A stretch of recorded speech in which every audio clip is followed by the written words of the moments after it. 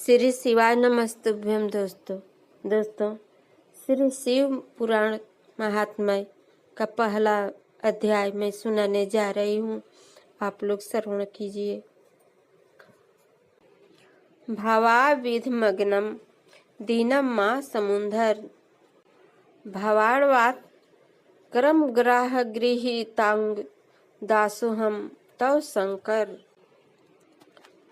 शौनक जी के साधन विषयक प्रश्न करने पर सूत जी का उन्हें शिव पुराण की उत्कृष्ट महिमा सुनाना। श्री शौनक जी ने पूछा, महाज्ञानी सूत जी, आप संपूर्ण सिद्धांतों के ज्ञाता है।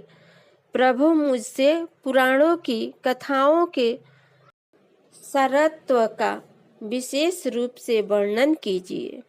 ज्ञान और वैराग्य सहित भक्ति से प्राप्त होने वाले विवेक की वृद्धि कैसे होती है तथा साधु पुरुष किस प्रकार अपने काम क्रोध आदि मानसिक विकारों का निवारण करते हैं।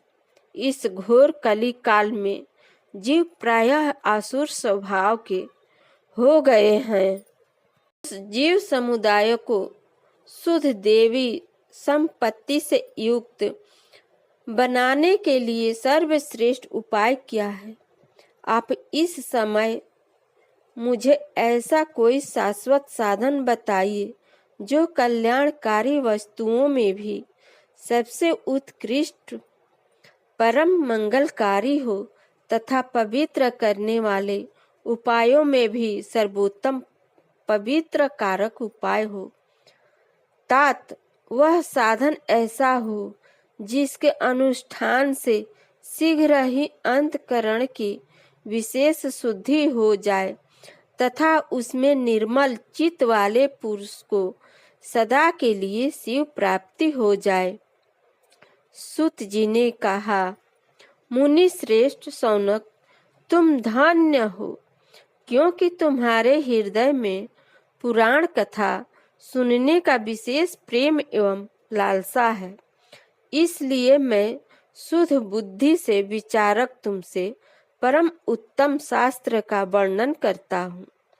वत्स, वह संपूर्ण शास्त्रों के सिद्धांत से संपन्न भक्ति आदि को बढ़ाने वाला तथा भगवान शिव को संतुष्ट करने वाला है। कानों के लिए रसायन अमृत स्वरूप तथा दिव्य है, तुम उसे स्मरण करो। मुने, वह परम उत्तम शास्त्र है। शिव पुराण जिसका पूर्व काल में भगवान शिव ने ही प्रवचन किया था, यह काल रूपी सर्प से प्राप्त होने वाले महान त्रास विनाश करने वाला उत्तम साधन है। गुरुदेव व्यास ने सनक कुमार मुनि का उपदेश पाकर बड़े आदर से संक्षेप में ही इस पुराण का प्रतिपादन किया है। इस पुराण के प्रणयन का उद्देश्य है कलि युग में उत्पन्न होने वाले मनुष्यों के परम हित का साधन है। यह शिव पुराण परम उत्तम शास्त्र है। इसे इस भूतल पर भगवान शिव का वांडमय स्वरूप समझना चाहिए और सब प्रकार से इसका सेवन करना चाहिए। इसका पठन और स्मरण सर्व साधन रूप है। इससे शिव भक्ति पाकर श्रेष्ठतम स्थिति में पहुंचा हुआ मनुष्य शीघ्र ही शिव पद को प्राप्त कर लेता है। इसलिए संपूर्ण यत्न करके मनुष्य ने इस पुराण को पढ़ने की इच्छा की है अथवा इसके अध्ययन को अभीष्ट साधन माना है। इसी तरह इसका प्रेम पूर्वक स्मरण भी संपूर्ण मनवांछित फलों को देने वाला है। भगवान शिव के इस पुराण को सुनने से मनुष्य सब पापों से मुक्त हो जाता है तथा इस जीवन में बड़े बड़े उत्कृष्ट भोगों का उपभोग करके अंत में शिव लोक को प्राप्त कर लेता है। यह शिव पुराण नामक ग्रंथ 24,000 श्लोकों से युक्त है। इसकी 7 संहिताएं हैं। मनुष्य को चाहिए कि यह भक्ति, ज्ञान और वैराग्य से संपन्न हो बड़े आदर से इसका स्मरण करे।